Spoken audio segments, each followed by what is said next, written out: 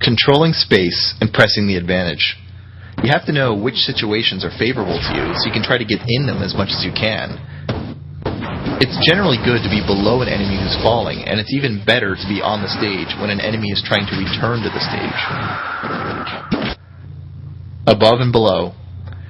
If you're below the enemy, you have several options while they have few. As they fall, they will usually either attack or air dodge. You have better options, though.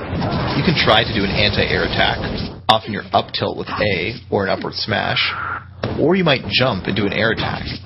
You get to control the timing of exactly when you're going to attack here, so this makes it harder for your opponent to know when to air dodge. You might also block or dodge or roll out of the way of the opponent's downward attack. Often their downward attack has a fair amount of recovery, so if you can bait them into doing it, you can punish them. Finally, notice that if you guess right, most of the time the opponent ends up right back in that situation where they're above and you're below.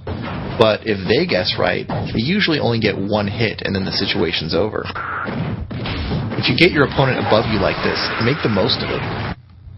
Edge guarding. You have an even greater positional advantage if you can get the opponent off the edge of the stage, but you have to capitalize on that advantage. Don't just let them get back on unchallenged.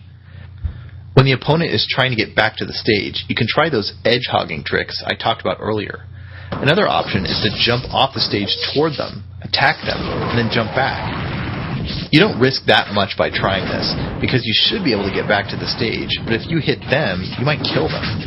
They might have already used up their jump, so getting back to the stage is much more difficult for them than it is for you. This technique is even more powerful if you jump off the stage and spike them down into the pit. Some characters are much better at fighting off the stage than others.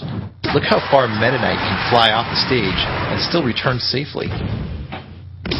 In general, it's good to fight off enemies that are trying to get back to the stage because the risk-reward favors you so much. Hitting the enemy will allow him to use his up B attack again even if he already used it, but it won't reset his ability to aerial jump, so any hit at all can make it really hard for him to recover. Preventing your opponent from getting back to the edge of the stage, or at least damaging him a lot while he tries, is one of the main skills you need to learn in Smash.